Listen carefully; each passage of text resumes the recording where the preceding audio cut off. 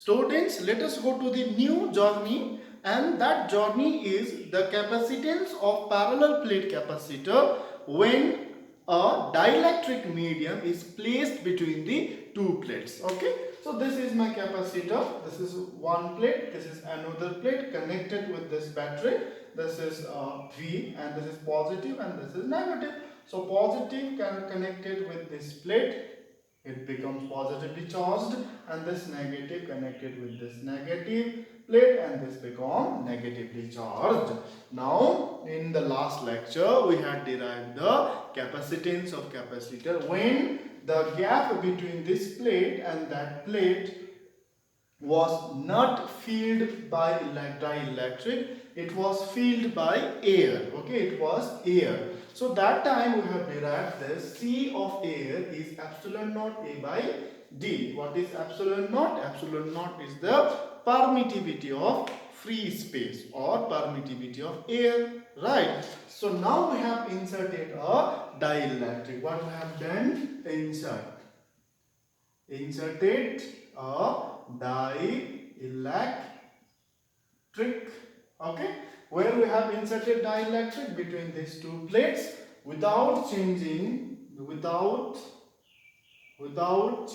this is very important, this is very important point, without changing A and D. Please remember, we have not changed the area of the plate and distance between the plate. I have just inserted the dielectric without changing A and D. Now, what is this epsilon? This epsilon, okay, this epsilon is permittivity of that medium.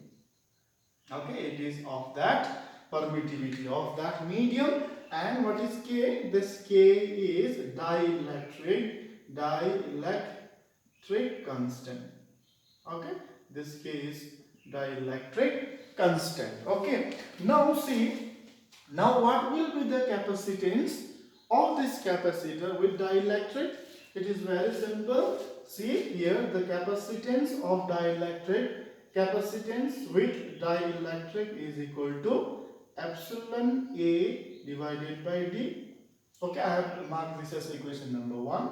Why epsilon? Because in the first case there were nothing, there were only air, so I got epsilon naught. Now I have inserted dielectric whose permittivity is epsilon. Now instead of this epsilon naught, I have to put this, okay, epsilon. Now see, to find, as we have already studied, to find epsilon is very difficult. Okay, so we use some other thing which I have already done in the Coulomb's law in any medium, so that we know that, okay, we know what we know. We know the relative permittivity is equal to epsilon by epsilon naught.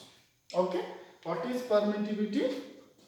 Epsilon r, okay, epsilon r equal to epsilon by epsilon naught, which is relative permittivity. And what is epsilon? Epsilon is the permittivity of this medium, this dielectric, and I need this one, so I will just write epsilon r and epsilon naught is equal to epsilon, isn't it? Because I need epsilon.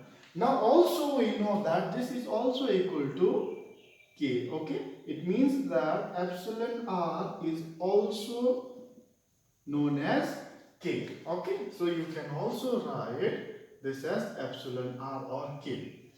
Why epsilon r? Because epsilon r is relative permittivity and K is equal to epsilon r, and this K is named as dielectric constant. Okay, dielectric constant. Now in some book they will write epsilon r, and in some book they will write dielectric constant K. Now what do I get if I substitute the values?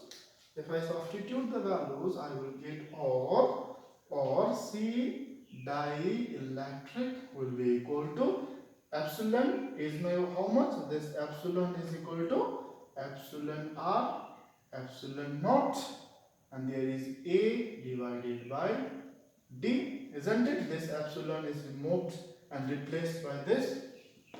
So, or it is very simple now. C dielectric is equal to, can I write K epsilon naught A divided by D? Because this epsilon R is also equal to K. And if you see here, this one epsilon naught A by D, what is this? This is FC here, isn't it? Or I will write C dielectric is equal to K times C of air. So this is my important relation. From there they will ask the question. Okay. So what is the effect of putting dielectric then? Okay. So if you see here, C dielectric and C air, which one is large? C dielectric large or C air is large? C dielectric. Okay. C dielectric is greater than C air. For an example, if it is 100, it is equal. Now if it is 50, this is 50, then what should be K? It should be 2, because this is equal. 100 should be always equal to this. Now this is my C dielectric and this is my C air. It means that C dielectric is larger than C air. Okay, here the value of K is 2. It means that whenever you put dielectric, the capacitance will increase. What do you mean by this? The storing capacity, the charge storing capacitor will increase. Okay. So this is very simple. Now in the next lecture, okay, what I do is, see here, this we got the formula that C dielectric is equal to K times C air. Now see, here I have put the dielectric like this. Now there are two ways to put the dielectric in the capacitor. For an example, if this is my capacitor, okay, now I will put like this. Okay, so this is one dielectric whose dielectric constant is K1, and this is another dielectric whose dielectric constant is K2. And another way to put is, this is 1, this is 2, and I will put it like this. Okay, so I will just put it like this. So this is my K1 and I will put it like this. So this is my K2. Okay, so in this situation we have calculated this, but in this situation how to calculate? Okay, these kind of questions are very important. It was asked in this 2020 examination also. I don't know in which set, in 2 sets it was asked, and for competitive examination also. Okay, so for these 2 types of ways to put the dielectric, there will be a lecture, second lecture. Okay, so thank you.